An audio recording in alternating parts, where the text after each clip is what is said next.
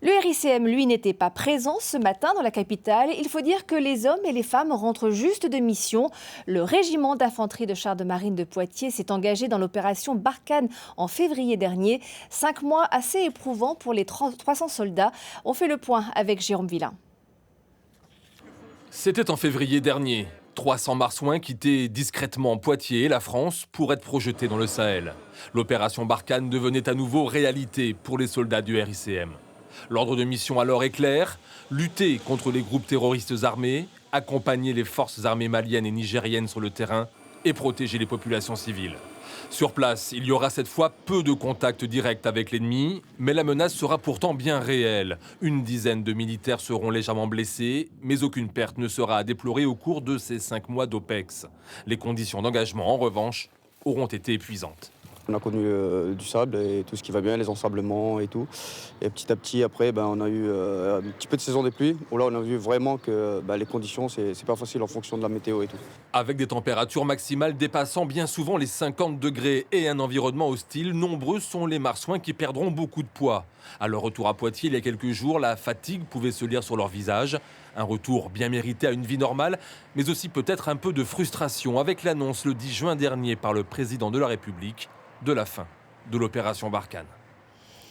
Avec nous en plateau, le colonel Camus, chef de corps du RICM de Poitiers. Bonsoir. Bonsoir, madame. Le Mali, c'est définitivement fini pour le RICM?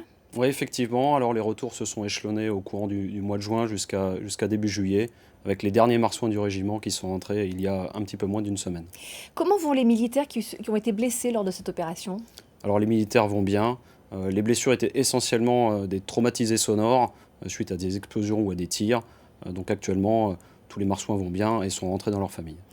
Les objectifs que nous avons détaillés dans le reportage ont-ils été atteints? Est-ce que la mission est remplie?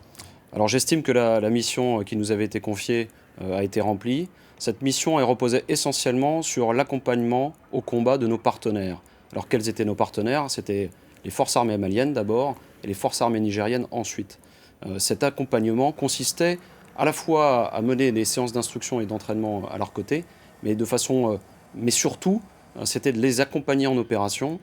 Je dis bien les accompagner, donc ni devant ni derrière, mais bien à leur côté au cours des opérations que nous avons menées. Nous avons ainsi conduit des opérations au sein de groupements mixtes, en fait, franco-maliens ou franco-nigériens. Alors on l'a dit, donc il y a eu des blessés, il y a eu aussi 5 morts du côté des forces maliennes. Ça veut dire que c'était une mission qui était dangereuse? Alors, effectivement, c'est une mission dangereuse.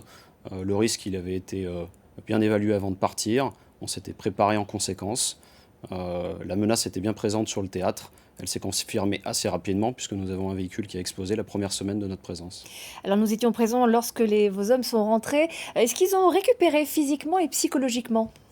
Ou c'est un peu tôt? La récupération physique est un petit peu longue, effectivement, puisque les conditions d'engagement telles qu'elles ont été citées dans votre reportage étaient très exigeantes, avec des températures qui avoisinaient les 50 degrés à l'ombre en plein milieu de la journée.